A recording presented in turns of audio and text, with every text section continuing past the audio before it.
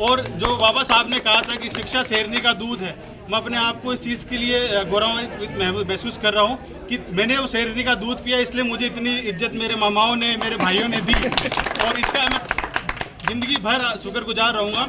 और मेरे से जो बन पड़ेगा शिक्षा के क्षेत्र में, मेरे से जो बन पड़ेगा, अभी मेरा भविष्य शुरू हुआ है। अभी तक जो मैंने किया वो अपने लिए किया है, अपने आप को सुदृढ़ बनाने के लिए किया है। अब मेरी बारी है कि मैं समाज के लिए कुछ करूं, अपने लोगों के लिए कुछ करूं। तो मुझसे जो भी बन पड़ेगा मैं करूंगा। और आप सभी का बहुत बहुत धन्यवाद जो आपने अपने बच्चे को, अपने बेटे को, अपने भांजे को इतना प्यार दिया। मैं यही प्रेरणा दूंगा कि हमारा समाज जो है, मैं एक समाज की बात नहीं कर रहा हूँ, पूरे भारतीय समाज की मैं बात कर रहा हूँ, जिसका संविधान बाबा साहब ने लिखा है, सिर्फ और सिर्फ एक चीज़ से आगे बढ़ सकता है, वो है शिक्षा।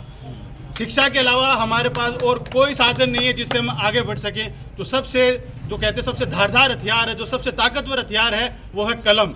जो कलम की ताकत को बाबा साहब ने आपको दी और मैं आपको वेट करता हूँ कि आप इसकी वजह से आगे बढ़े। जो इसकी ताकत समझ गया। मैं 10 साल से कमरे से बाहर नहीं निकला हूँ। पहले डॉक्टरी करता था तब कमरे से बाहर नहीं निकला, फिर 5 साल आईएएस की तैयारी करता था तब कमरे से बाहर नहीं निकला।